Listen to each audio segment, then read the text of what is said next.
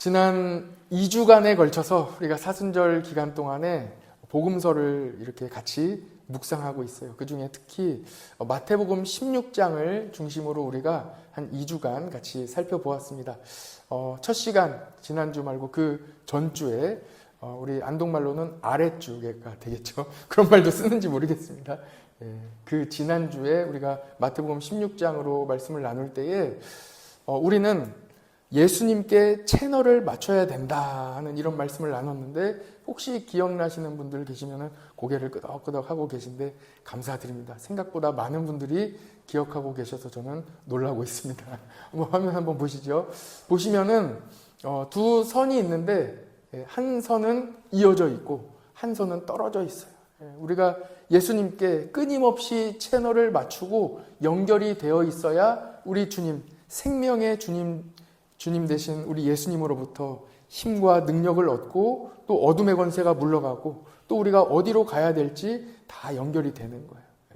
예수님과 채널을 잘 맞추시고 잘 연결되어 있기를 축복합니다. 떨어져 있으면 안 되겠죠. 안 통해요. 떨어져 있으면 안 됩니다. 잘 이어져 있기를 원합니다. 예수님과 연결되어 있어야 합니다. 예수님의 뜻 그리고 예수님의 계획이 우리의 삶과 연결되어 있어야 합니다. 그리고 예수님의 속도와 우리의 속도가 잘 발맞추어 함께 걸어가야 되는 거예요. 그 다음 주에는 또 이런 말씀을 나누었어요. 한번 사진 한번 보시죠. 교회입니다. 우리 교회예요. 잘 보이세요? 이 사진은 우리 방송부 부장님으로 섬기시는 차성길 집사님이 촬영한 사진이에요. 예수님을 따르는 사람에게 소속감을 주신다는 말씀을 지난주에 나누었는데 기억나시는지 모르겠습니다. 예수님은 우리에게 소속감을 주시는 거예요. 우리는 아무것도 아닌데 우리로 하여금 소속감을 주신다. 우리가 예수님께 속해 있다. 아, 나는 예수님의 사람이다. 나는 크리스찬이다. 나는 교인이다 하는 이 소속감을 주시는 거예요. 아니나 다를까 지난 주 중에 몇 분들과 이렇게 만남을 가지면서 면담을 하는데 그분들이 저에게 물어보시는 거예요.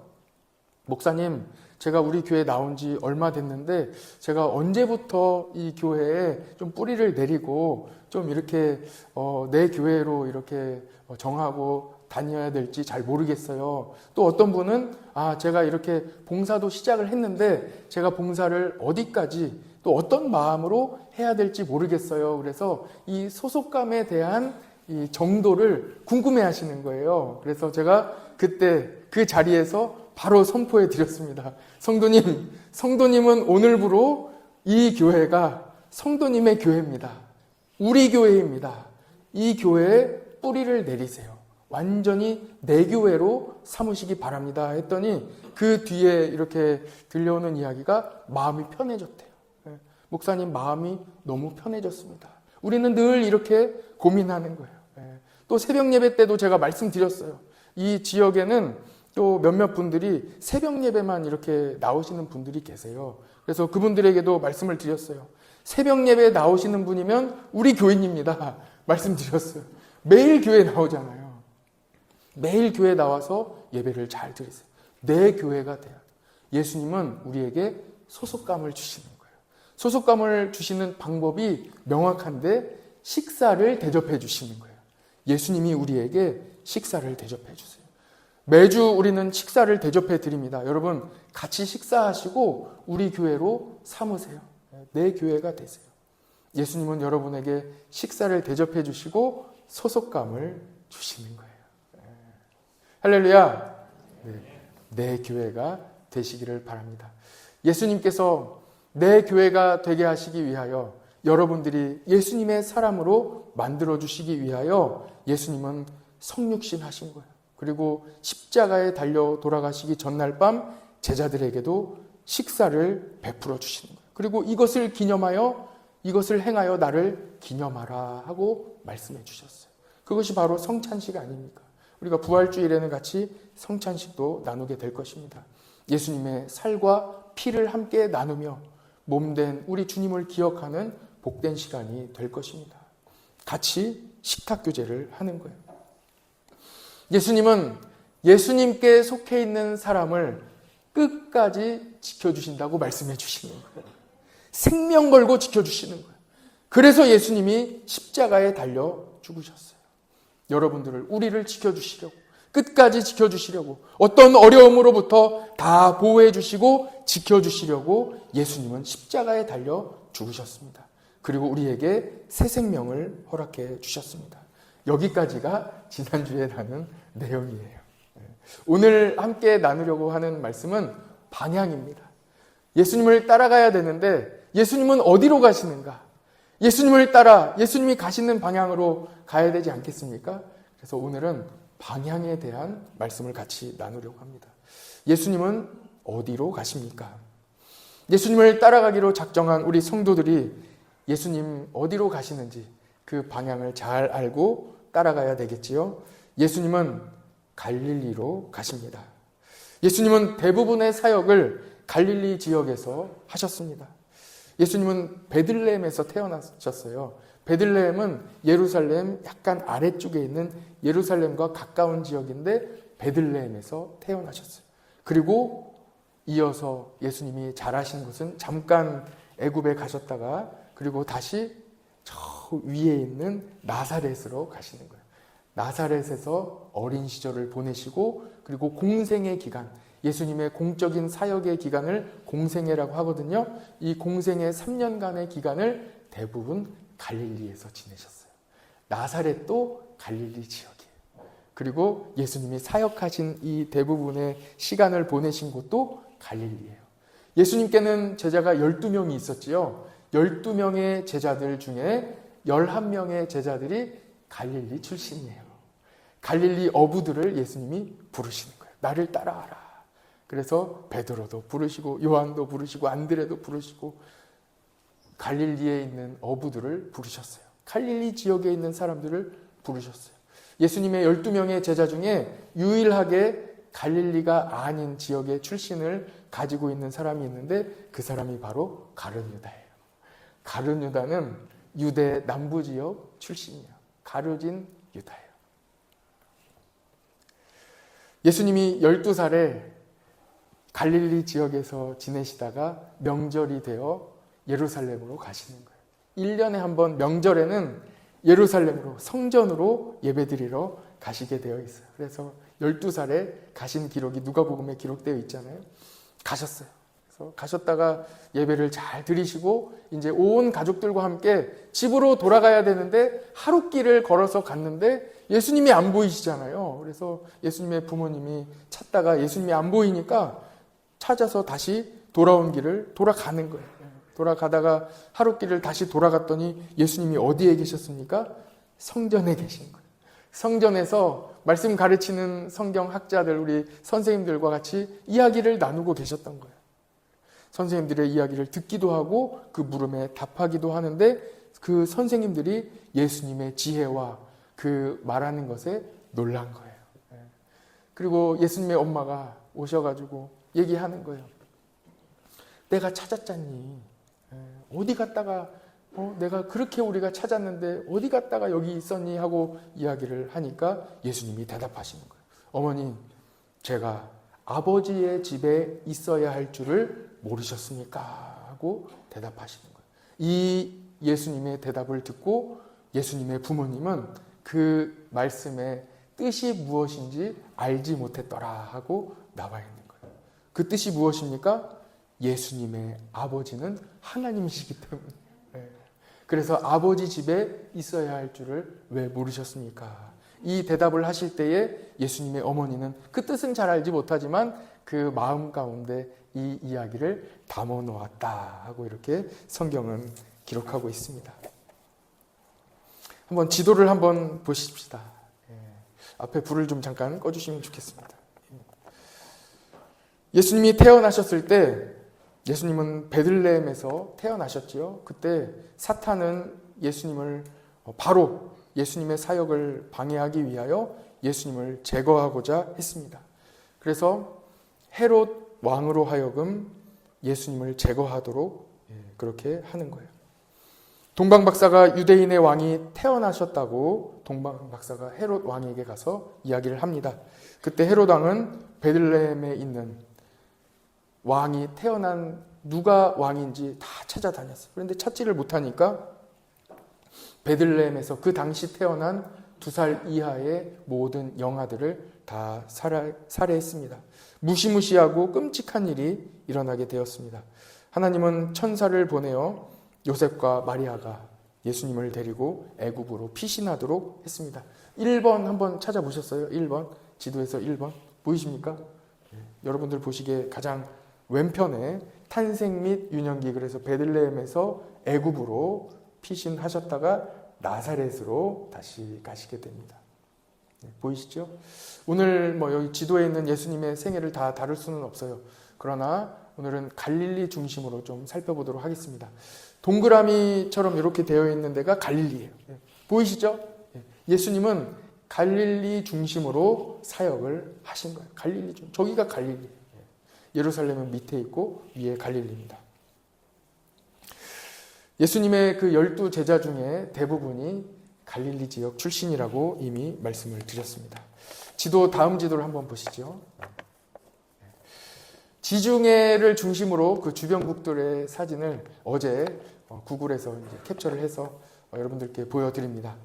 지중해 이 사진을 보시고 예루살렘이 어디에 있는지, 또 이스라엘이 어디에 있는지 딱 이스라엘 나라를 보실 수 있으시겠어요? 이 중에 지중해 이 바다 중에 제일 오른쪽에 있는 나라, 그 가장 작은 나라가 이스라엘이에요. 보이세요? 이스라엘. 요르단 옆에 이스라엘이 있죠. 그 위로 레바논이 있고 그 옆으로 오른쪽으로 시리아가 있습니다. 이스라엘의 아래쪽으로는 이집트가 있습니다. 현재의 지도를 여러분들께 보여드렸습니다. 저 위로는 튀르키예가 있죠. 현재 전쟁이 일어나고 있기 때문에 지금 가기에는 매우 어려운 지역이 되었고, 현재 한국 사람들, 우리 선교사님들, 이스라엘에 계신 분들이 다 지금 피신을 해 있는 그런 상황입니다. 다음 사진 한번 보시죠. 요거는 2000년 전에 이스라엘 지도를 가지고 왔습니다. 베레아, 사마리아 중간에 보이시죠? 사마리아. 그 위에 갈릴리가 있습니다. 맨 아래에 예루살렘과 베들레헴 보이세요? 예루살렘 밑에 베들레헴인데, 베들레헴에서 예수님이 태어나셨어요. 예수님께서 예루살렘에 오셨다가 갈릴리로 다시 올라가시는 길에 대부분 요단강 오른쪽으로 해서 이렇게 돌아가거든요. 그런데 사마리아 길을 통해서 가시는 거예요. 누구를 만나러? 사마리아 수가성에 있는 한 여인을 만나러 수가성으로 가시는데, 수가라고 써 있습니다. 수가에는 야곱의 우물이 있죠. 야곱의 우물이 있어서 거기에서 수가성의 여인을 만나시고, 그 여인이 예수님을 만나 자기 동네 사람들에게, 사마리아 지역에 있는 사람들에게 내가 예수님을 만났다 하고 이렇게 복음을 전하게 됩니다. 거기가 바로 수가입니다. 쭉 위로 올라가시면은, 요단강 길을 따라 올라가면은 나사렛, 가나, 가버나움 이렇게 있는데, 그 지역 전체가 다 갈릴리 지역이에요. 그 옆에 보면은 이 호수가 있는데, 그 호수가 워낙 큽니다. 그래서 이 호수를 바다라고도 부르고, 그러나 제가 맛을 직접 보았는데 짜지 않아요. 맹물이에요. 호수입니다. 갈릴리 호수에서 물고기가 많고, 거기에서 베드로가 예수님의 제자로 부르심을 받았습니다. 다음 지도 한번 보시죠. 다음 지도는 갈릴리 지역을 조금 클로즈업해서 여러분들과 함께 나누겠습니다. 보시면은 저 아래에 나인 보이세요? 나인성 과부의 아들이 죽었는데, 예수님께서 그 과부의 죽은 아들을 살려주셨죠. 거기가 바로 여기 나인이라는 성입니다. 나인이고, 위에 보면 다볼산 많이 나오고, 나사렛에서 예수님 나사렛에서 자라셨습니다. 어린 시절을 자라셨고, 그 위로 쭉 올라가 보면 가나가 나오죠. 요한복음 2장에 보면 가나에서 혼인잔치가 있었는데, 예수님께서 가나의 혼인잔치에 포도주가 떨어졌을 때 물로 포도주를 만들어 주셔서 그 잔치가 잘 이렇게 진행될 수 있도록 도와주셨습니다. 가나의 혼인잔치에서 물로 포도주를 만든 그 사건이 바로 예수님께서 처음으로 기적을 베풀어 주신 사건이다 하고 요한복음 2장에 기록되어 있습니다. 조금만 위로 올라가면 디베리아, 그리고 가버나움, 고라신, 벳세다, 거라사. 어떠세요 여러분? 한 번씩은 들어본 적 있으시죠? 여기가 다 갈릴리 지역이에요. 그러니까 예수님의 사역을 볼 때에 대부분의 사역이 이 갈릴리를 중심으로 이 사역이 이루어졌다 하는 것을 알 수 있습니다. 이제 불을 켜주셔도 좋겠습니다.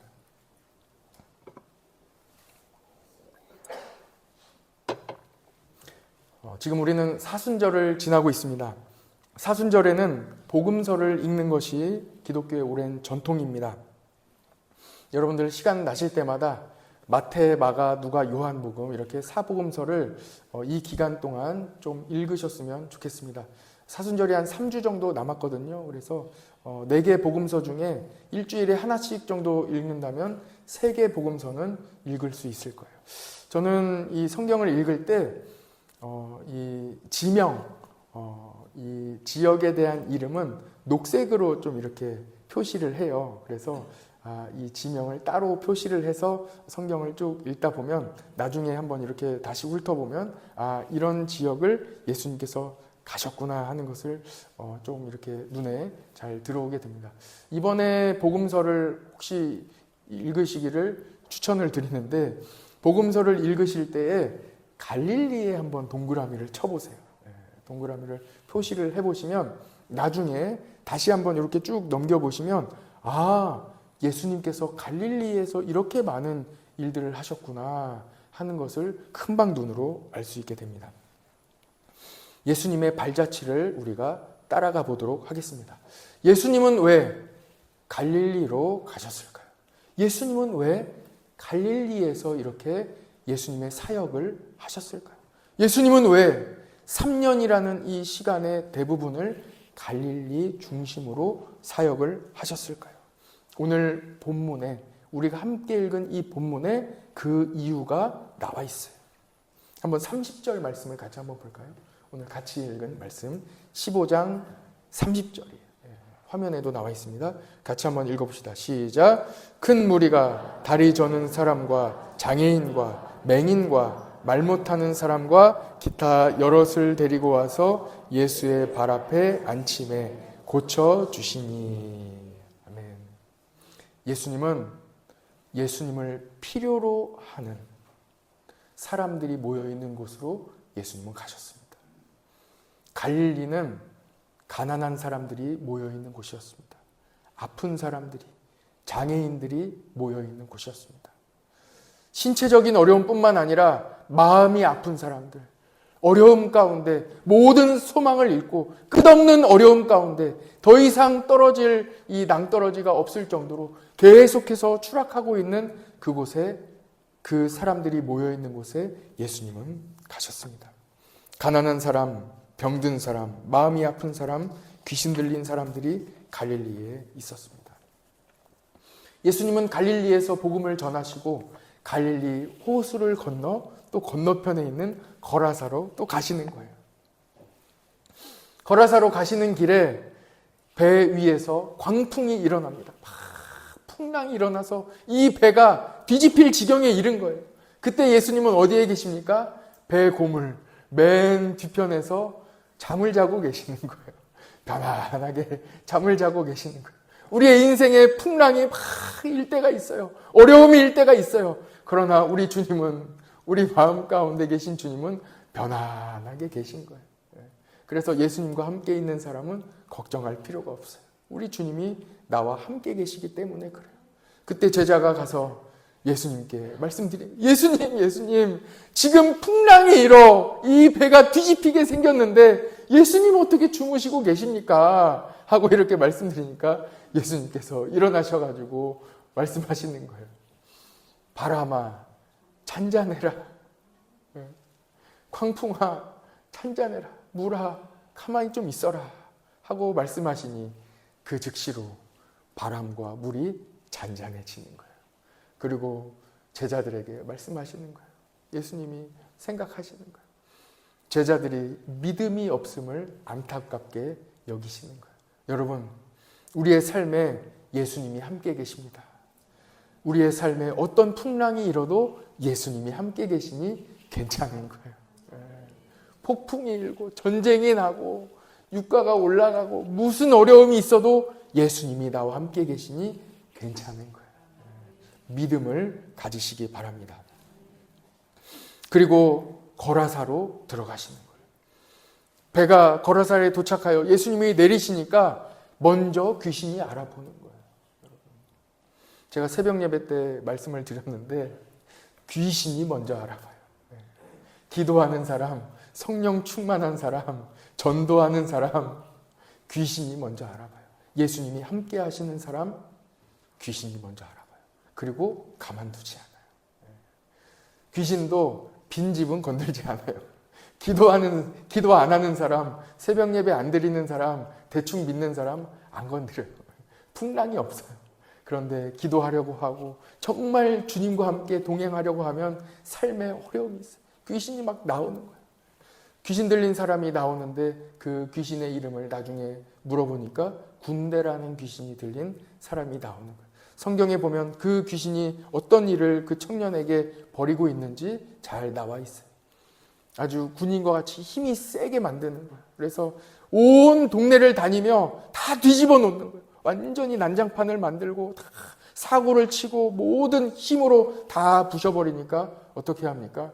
사람들이 쇠사슬로 그 청년을 다 묶어 놓았는데도 그 쇠사슬마저 다 풀어 헤칠 정도로 힘이 셌다. 그렇게 기록되어 있어요.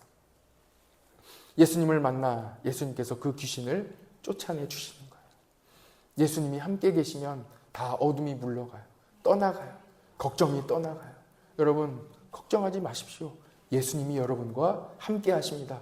모든 어둠이, 모든 절망이, 낙심이 여러분들에게서 떠나가게 될 것입니다.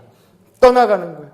그리고 그 청년이 예수님께 이야기하는 거예요. 예수님, 저 예수님 따라가고 싶습니다.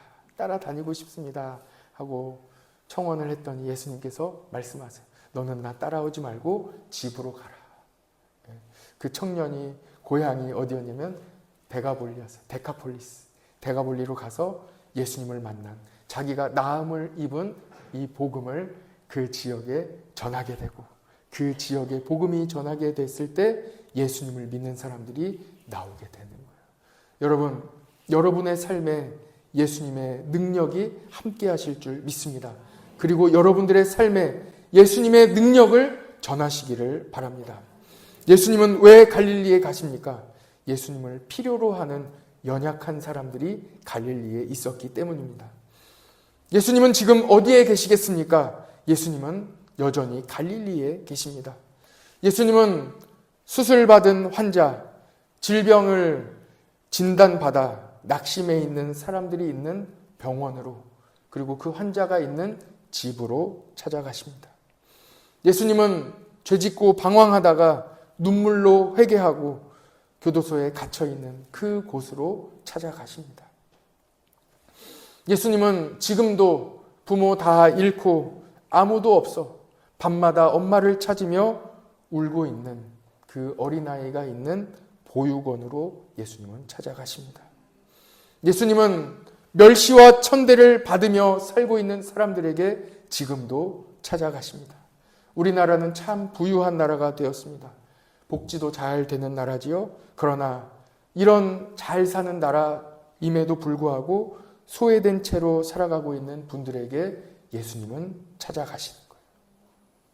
예수님은 이주 노동자들과 함께 계시고 한국말을 잘 못해서 일 못한다는 소리를 듣고 있는 그분과 함께하고 계십니다. 우리는 어디로 가야 하겠습니까? 예수님이 계신 갈릴리로 가야 합니다. 흑백 요리사라는 프로그램이 있는데 한번 보셨는지 모르겠습니다. 저는 언젠가 이 미더덕을 주제로 하는 이 프로그램을 한번 본 적이 있거든요. 흑백 요리사는 보니까 이 요리사들 다 베테랑이더라고요. 25년 이상 요리업에 종사하셨던 이 셰프들이 나와서 한 재료를 가지고 같은 재료로 자기만의 요리를 만들어내는 거예요. 그러면 두 명의 심사위원이 눈을 가려요. 눈을 가리고 입을 쩍 벌리면 그 요리를 입에 넣고 맛을 본 후에 이제 심사를 합니다. 그리고 다시 안대를 풀고 설명을 듣고 최종 이제 심사를 해서 결정을 하는 거거든요. 미더덕을 주제로 하는데 해외에서는 미더덕을 잘 안 먹는다고 하지요. 그러면은 이 요리사들이 어떻게 이 요리를 만들어낼까 이제 고민을 하다가 결국 이제 요리를 딱 만들어냈는데 두 요리사가 전혀 다른 요리를 만들어내더라고요. 한 요리사는 이 미더덕이라는 이 본연의 맛이 회로 생으로 먹을 때 가장 그 향이 좋대요. 그래서 이렇게 화면에 보시는 것처럼 회로 이 미더덕 요리를 만들어냈어요. 그 안에 이 향을 머금고 있는 이 꽃들을 몇 개 넣어서 같이 음식을 조리해서 이제 냈습니다. 거의 그대로 미더덕 그대로를 이렇게 선보인 거예요, 요리로. 그리고 다른 한 분은 미더덕의 이 대중화를 위해서 미더덕을 믹서기에 갈고 여러 가지를 그 안에 추가해서 이 성게알이 좀 비싸게 팔리는데 성게알과 같이 고급 요리로 만들어서 정말 눈으로 보면 화면에 보시는 바와 같이 이 미더덕이 성게알과 같이 만들어져서 이렇게 요리로 내게 되었습니다. 여러분, 두 개의 요리 중에 누가 이겼을까요? 단연 미더덕 본연의 맛을 살린 미더덕 회가 이겼습니다. 여러분 어떻습니까? 저는 이걸 보면서 야, 우리 교인이 어떻게 살아가야 되는가? 맞아, 이거야 하는 것을 다시 느끼게 되는 거예요. 우리는 복음이라는 이 재료를 가지고 삶에서 요리를 만들어내는 거예요. 때로 우리는 생각합니다. 복음의 대중화를 위하여 복음을 약간 변형시키고 눈높이를 좀 낮춰야 하는 게 아닌가 생각하면서 이 복음을 가지고 성게알과 같이 조금 더 고급스럽게 만드는 시도를 하기도 합니다. 그러나 복음은 복음 그 자체일 때 가장 좋은 본연의 맛을 내게 됩니다. 우리 성도는 어떻게 살아가야 하겠습니까? 복음 자체로, 예수 그리스도 자체로 살아가시기를 바랍니다. 오늘은 이 말씀을 나누는 거예요. 예수님은 복음 자체를 가지고 갈릴리로 가십니다. 예수님은 갈릴리 사람들을 불러 제자로 삼으셨습니다. 그리고 제자들과 함께 땀 흘리며 같이 지내는 거예요. 저는 한 번은 이런 생각도 한번 해보았습니다. 예수님께서 만약에 2000년 후에 지금 오셨다면 얼마나 더 좋았을까. 예를 들면요, 편하게 지금 자동차가 있잖아요. 예수님이 다니실 때에 자동차를 좀 타고 다니셨으면 얼마나 편하셨을까. 하다못해 오토바이라도 좀 타고 다니셨으면 편하지 않으셨을까. 이런 생각을 해보았습니다. 그러나 예수님은 2000년 전에 로마 시대의 유대인으로 오셨습니다. 그리고 갈릴리에서 자라셨고 갈릴리 지역에서 어렵게 땀 흘리며 제자들과 함께 한 걸음 한 걸음 걸어가며 복음을 전하셨습니다. 오늘 말씀을 준비하며 검색해 봤더니 오늘 말씀 제목과 똑같은 찬양이 있더라고요. 그래서 그 찬양을 잠깐 우리 들어보면 좋겠습니다. 한웅재 목사님의 갈릴리 사람 예수라는 찬양입니다.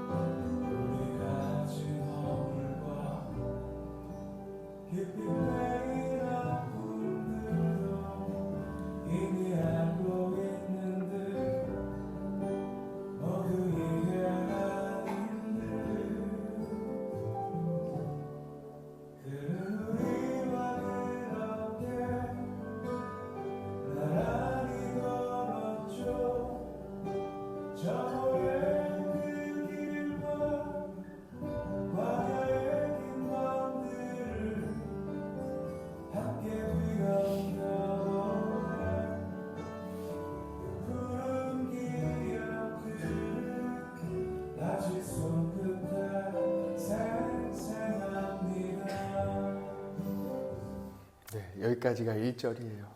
예수님께서 우리와 같이 갈릴리에서 지내시는 거예요. 예수님과 동행하기를 원하십니까? 갈릴리로 가십시오. 갈릴리에 예수님이 계십니다. 2절에 보면요, 만왕의 왕이신, 온 우주를 창조하신 예수님. 요한계시록 우리가 지금 새벽에 나누고 있는데 하늘에는 두 개의 보좌가 있거든요. 하나님의 보좌와 예수님의 보좌예요. 예수님은 보좌에 앉아 계신 거예요. 온 우주 만물을 통치하고 계신 거예요. 그분께서 이 땅에 오시는 거예요. 아기 예수님으로 오시고 나사렛에서 자라셔서 갈릴리에서 사역을 하시는 거예요. 갈릴리 사람들을 제자로 부르셔서 그 갈릴리 사람들에게 복음을 전하시고 그들과 함께 하나님의 사역을 감당하시는 거예요. 그리고 마지막 날 밤에 예수님께서 예루살렘에 가셔서 식사를 함께 나누시고 팔을 걷어붙이고 제자들의 발을, 예수님께서 무릎을 꿇고 그 제자들의 발을 씻겨주시는 거예요. 만왕의 왕이신, 이 세상을 통치하신 예수 그리스도께서 무릎을 꿇고 갈릴리 사람 예수님이 되어 제자들의 발을 씻겨주시는 거예요. 그곳에 바로 예수님이 계십니다. 예수님은 어디 계십니까? 갈릴리에 계십니다. 예수님은 갈릴리에 가셔서 연약한 사람들의 이 느린 발걸음에 맞춰주시는 거예요. 아픈 사람들에게 맞춰주셨어요.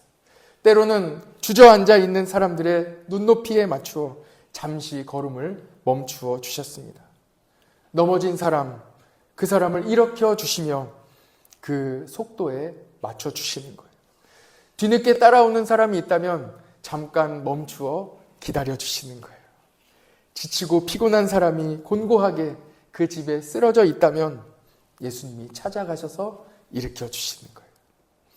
예수님이 찾아가신 곳은 어둠이 물러가고 그곳이 바로 하나님의 나라가 되었습니다. 예수님이 찾아가시기 전에는 소망이 없는 어둠뿐이었던 그 가정이, 예수님 찾아가시기 전에는 끝없는 낭떠러지와 같던 그 삶이, 떨어져도 무서운 삶이었던 그의 삶이 예수님이 찾아가 주심으로 그곳은 바로 천국이 되었습니다. 그래서 마태복음 5장 3절에는 이렇게 말씀하고 있습니다. 심령이 가난한 자는 복이 있나니 천국이 그들의 것이며 라고 말씀하고 있습니다. 심령이 가난한 사람은 누구입니까? 갈릴리에 있는 사람입니다. 여러분들 지금 갈릴리에 계십니까? 여러분은 예수님을 만나 천국을 만나게 될 것입니다. 오늘 말씀 마태복음 15장 31절의 말씀을 보면 모든 갈릴리에 있는 사람들에게 하나님의 나라를 경험하는 이 은혜를 느끼게 됩니다. 마태복음 15장 31절 말씀 보십시오. 말 못하는 사람이 말하고 장애인이 온전하게 되고 다리 저는 사람이 걸으며 맹인이 보는 것을 우리가 보고 놀랍게 여겨 이스라엘의 하나님께 영광을 돌렸다고 기록하고 있습니다. 여러분, 천천히 가도 괜찮습니다. 급하게 안 하셔도 됩니다. 예수님은 여러분의 발걸음에 맞춰 주십니다. 예수님과 함께 걸어가면서 예수님께서는 우리의 삶을 온전케 만들어 주십니다. 온전하게 되는 그 일이 어디에서 일어났다고요? 갈릴리에서 일어났습니다. 그렇다면 우리는 어디로 가야 하겠습니까? 예수님이 계신 갈릴리로 오늘도 가시기를 바랍니다. 여러분들의 삶에 갈릴리가 어디인지 여러분들 자신은 알고 있어요. 내 삶의 갈릴리가 어딘지 나는 알고 있어요. 내 삶의 지도를 여러분 잘 살펴보시고 선한 목자 되신 예수님께서 여러분들을 갈릴리로 인도하실 때에 함께 걸어가시기를 바랍니다. 나이테를 좀 준비해 봤는데 사진 한번 보시죠. 나이테를 보면 동심원이 계속 이렇게 점점 커지면서 이어지지 않습니까? 그 중에 이 사진을 보시면 이 어린 시절, 동심원이 가장 작을 때가 어린 시절이잖아요. 어린 시절에 있는 이 틈이, 이 상처가 점점 이 나무가 자라면서 점점 벌어지는 거예요. 보이시죠? 그래서 나중에는 이 어른이 나무가 어른이 됐는데도 큰 상처가 돼요. 어렸을 때 이 작은 틈이, 이 상처가 나중에 어른이 되었을 때 큰 상처가 되어 틈이 크게 벌어져 있는 모습을 지금 볼 수 있습니다. 현대 심리학은 다 이야기합니다. 어린 시절의 이 상처가 현재 위기, 가정의 위기, 큰 어려움으로, 트라우마로 발전할 가능성이 크다고 이야기합니다. 하나님의 말씀으로 이것을 보더라도 그것은 맞는 이야기입니다. 에덴 동산에서 범죄한 아담의 이 한 사람의 죄가 온 인류에게 다 크게 벌어지면서 이어지게 되는 거예요. 시야를 좁혀서 한 사람의 개인의 삶으로 보더라도 개인의 어린 시절의 이 상처가 나중에 큰 트라우마로 발전하게 되고, 그래서 결국은 이 상처 때문에 교회에 나오지 않는 많은 사람들을 우리는 곁에서 보게 됩니다. 하나님을 떠나게 되는 거예요. 이것을 우리는 요셉의 삶에서 우리는 잠깐 살펴보았으면 좋겠습니다. 요셉은 어렸을 때에 엄마를 빨리 잃었어요. 엄마가 없었어요. 12형제가 같이 지냈지만 서로 다른 형제들이 엄마가 다 달랐잖아요. 그 어머니들 틈바구니에서 얼마나 차별을 받고 상처가 있었겠습니까? 아버지 야곱으로부터 각별한 사랑을 받았지만 아버지 이외에는 사랑받지 못한 거예요. 어려웠어요. 요셉은 10명의 형들에게 완전히 버림을 받았어요. 미디안 상인에게 노예로 팔렸습니다. 자신이 입고 있던 색동옷이 벗겨지고 그 옷이 찢겨졌을 때 얼마나 상처를 받았겠습니까? 다른 사람도 아닌 형제들의 손에 팔려 이제는 노예로 팔려가며 손에 밧줄이 묶이고 신었던 신발이 벗겨지고 맨발로 예루살렘에서 이집트 애굽까지 걸어가는 그 어려움의 시간을 걸어가며 얼마나 힘들었겠습니까? 이 또한 트라우마고 상처가 될 수 있습니다. 어찌어찌 보디발 장군의 집에 가정 총무로 일하게 됐지요. 거기서도 예쁨을 받았지만 주인에게 또 오해를 받아 억울하게 감옥에 갇히게 됩니다. 그 억울함과 상실감, 내 삶은 끝났다. 더 이상 어떻게 잘 해보려고 해도 끝없이 추락하는 자신의 삶을 돌아보며 얼마나 낙심에 빠지게 되었겠습니까? 어려웠을 거예요. 그러나 성경은 분명히 이야기합니다. 요셉에게는 트라우마가 없어요. 요셉은 그 어려움과 상처를 넉넉히 이겨내는 거예요. 그 비결이 어디에 있었는지 성경은 분명하게 말씀하고 있습니다. 창세기 39장 2절 3절에 보십시오. 화면에 나와 있습니다. 여호와께서 요셉과 함께 하심으로 그가 형통한 자가 되어 그의 주인 애굽 사람의 집에 있으니 그의 주인이 여호와께서 그와 함께 하심을 보며 여호와께서 그의 범사에 형통하게 하심을 보았더라. 이 상처로 인하여 나 스스로 트라우마가 생기고 어려운 삶으로 살아갈 수 있는데 오히려 요셉의 삶은 자기 자신이 아니라 겉에서 보았을 때에도 하나님이 함께 하시는 형통한 삶이 되었던 거예요. 하나님이 함께 하시는 거예요. 그 이어지는 창세기 39장 23절도 같이 한번 화면 보시고 읽어봅시다. 시작. 간수장은 그의 손에 맡긴 것을 무엇이든지 살펴보지 아니하였으니 이는 여호와께서 요셉과 함께 하심을 여호와께서 그를 범사에 형통하게 하셨더라. 요셉은 지금 감옥에 갇혀 있잖아요. 매우 어려워요. 어려운 상황 가운데 있는 거예요. 그럼에도 그 간수장이 보고 아는 거예요. 아, 이 사람은 하나님이 함께하는 사람이다. 어린 시절의 상처가 하나도 남아있지 않습니다. 어렵지 않아요. 하나님은 사람의 육체도 온전하게 하십니다.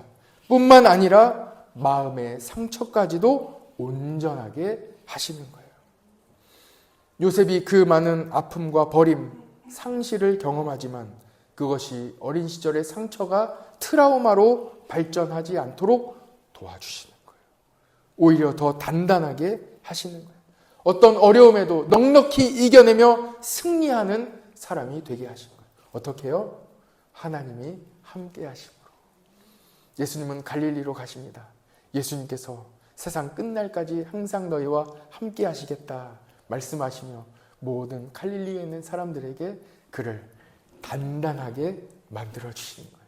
육체만 온전하게 해주시는 게 아니라 마음까지도 단단하게 해주십니다. 대표팀 감독이 인터뷰를 합니다. 인터뷰를 하는데 많은 해외 언론사와 이 해외 감독이에요. 수많은 대단한 언론사가 이 기자들이 와서 질문을 하는데 그 틈바구니에 한 어린이가 있는 거예요. 이 어린이가 질문을 준비해 왔어요. 질문의 내용이 대단합니다. 이렇게 질문하는 거예요. 감독님이 선수를 선발하실 때 기술과 태도가 있는데 기술과 태도 중에 무엇을 더 중요하게 생각하십니까? 하고 물어보는 거예요. 감독이 일단 감탄을 합니다. 이야, 이렇게 대단한 질문을 하다니. 감독이 이야기하는 거예요. 어떤 선수든 기술이 완벽하지 않습니다. 계속해서 기술을 배워야 하고 아무리 잘하는 선수라 할지라도 끊임없이 기술을 발전시켜야 합니다.